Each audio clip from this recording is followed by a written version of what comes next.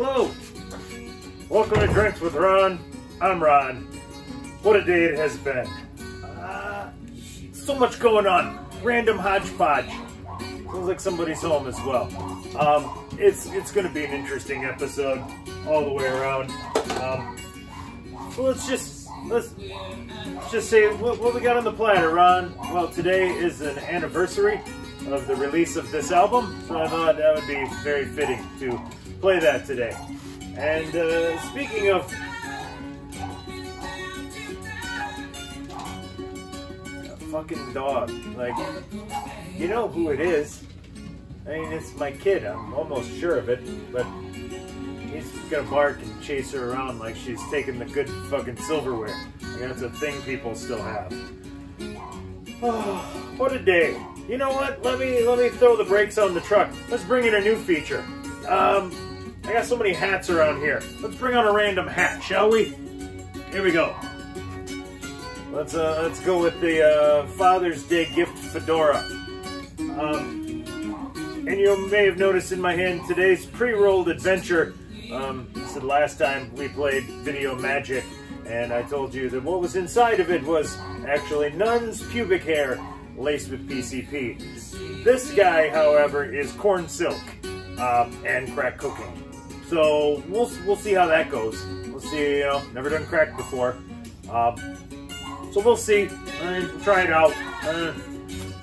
But before I get to my fake crack, let's get a beer, huh? Let's go to the triumvirate of taps here at Third Generation Brewing, fresh off the tap. Today, just finished carbonating the Blackberry Milkshake IPA. Come get you some. Well, let's see how that looks. All right. Holy shit. So everything's settled to the bottom. You can see that much. Little piece of what I assume are hops floating around in there. Definitely looks hazy. Milkshakey. A little bit more bitter than I had hoped for. I always take just a little bit of hops out of the bittering phase, and it wasn't enough.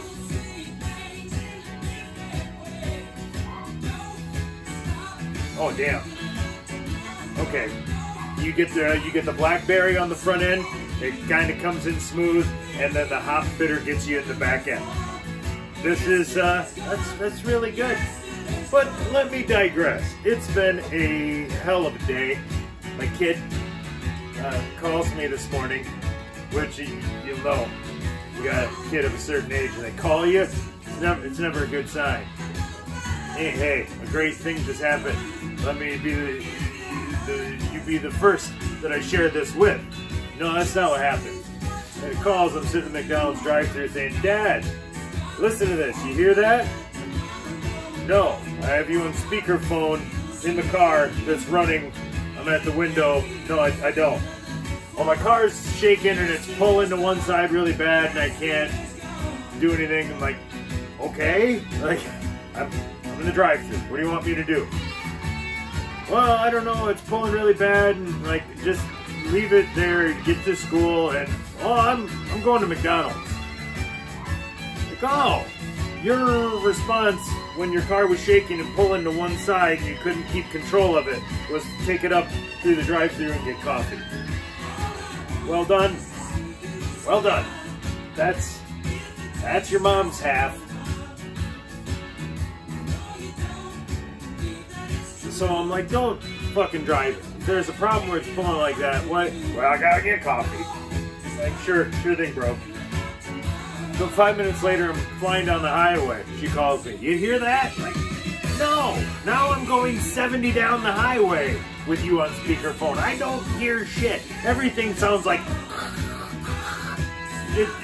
No. Don't quit driving it. Oh, she sends me a picture and says, I figured out what the problem was.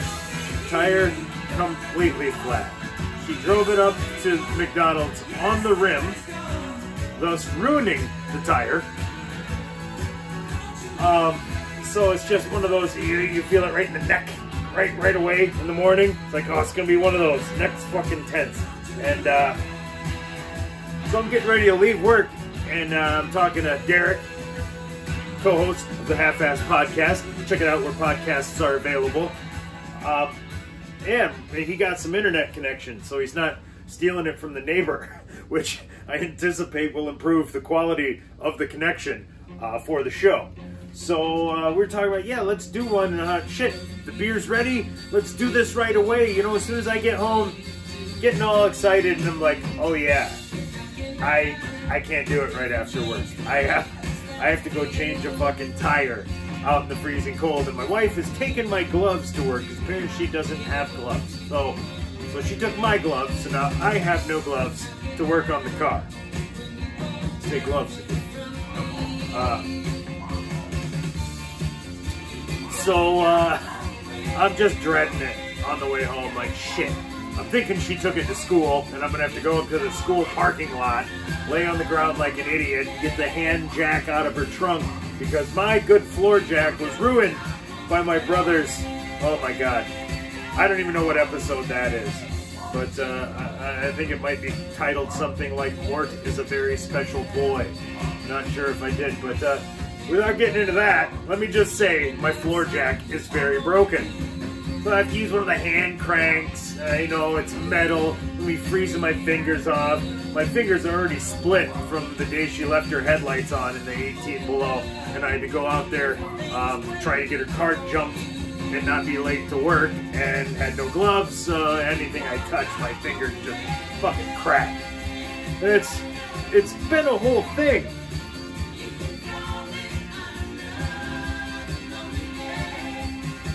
Ooh-wee.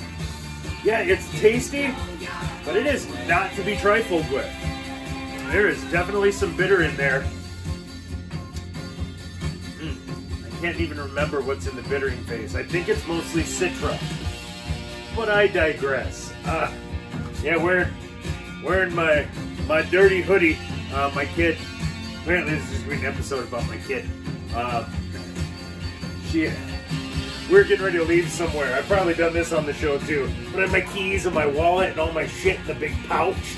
So I've got the pouches hanging down to my knees. It's like the new equivalent of the fanny pack. And he's like, you can't wear that. That thing's so dirty. And I said, hey, this hoodie is not dirty. It's stained. There's a difference. If you look up here in the shoulders, you'll see it's very white because it was just came out of the washer. But point taken, you know? So that's when I wound up, they bought me a hoodie with no hood.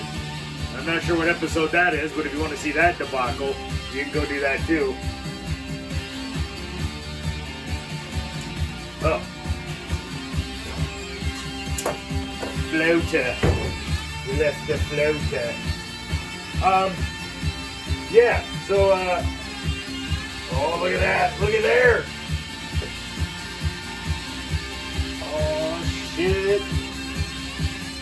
Again, give you a look there. I think we got most of the floaters out. Oh, no, there's still a little bit of... Man, I put it through a mesh strainer. Not like cheesecloth, like a good one. There'll still be some floaters in there, but that's okay. That gives you that authentic, hazy, fresh from the brewery, juicy, fresh squeezed flavor. Yeah, but was looking at pictures to make a t-shirt last night. Because there's this thing that people always tell you when your kid reaches a certain age, usually teenagers, they don't want to do shit with you.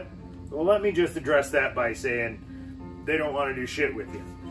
So, a few years back, I managed to get my kid to do one of my nerdular things. Because I like to do weird shit in the first place. One of my favorites, Mystery Science Theater 3000. Perfect. Shitty movies, which I enjoy. Mocking, which I also enjoy. And you put them together, and it's a pretty good combo. So I got her to watch the MST3K classic Manos, The Hands of Fate, which if you watch the show at all, you'll know MST3K actually made a recurring character that they took from the movie Torgo, this weird guy with a beard who walks like he's fake shaken and has a stick with a hand on top of it because, you know, Manos. Hands of Fate. See where they're going with it? They tied it all together. So actually, she wanted to nickname the dog. She wanted his middle name to be Torgo for a while, and I'm like, no, we're not doing that to Ted Jansen. We're not doing that to you, Ted Jansen. Tedward Theodore Jansen, so I can call him Ted Theodore Jansen. Well, let me re-digress. Yeah. So the classic Torgo, I got the, found some stencils. Apparently people are already selling shirts of this guy. So my thing the last few weeks has been looking up these people, and oh man, like what happened to this Torgo guy? I was actually listening to a Mystery Science Theater, and they were doing some bit where they said something about the guy who played Torgo went on to be in 140 things and listed off like 6 movies. And I was like, holy shit, really? This guy went on to do all this shit? He was in like Fight Club, he named all this shit. I go Google it. No, it was a bit. The last thing he was in was Manos, Hands of Fate, because shortly after filming wrapped up, but before production was done and the movie was out, the guy who plays Torgo kills himself. Apparently they said he was in a drug-addled stupor on the set the whole time. I don't know. I can't speak to any of that, but I can tell you that the character of Torgo has gone on to live in infamy. And this guy, you know, maybe they said part of it might even been that everybody on the set knew it was a piece of shit and it wasn't going to go well. So, So yeah, they said that might have contributed, but the funny thing is, after all these years, it's probably more famous than he would have ever been, and I'm probably going to have a t-shirt with him on it, because I'm going to make it myself. Torgo. Go look it up, man. Trust me, if you like Mystery Science Theater, I recommend Manos, The Hands of Fate. But what I also recommend is not paying the wrath of Todd fine. No green? There we go. Some green light. That's production. Production at its highest. Oh, there it goes.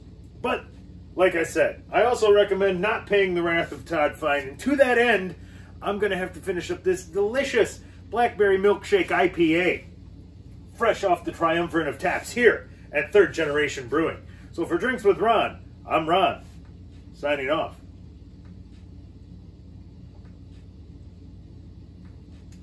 Ooh-wee.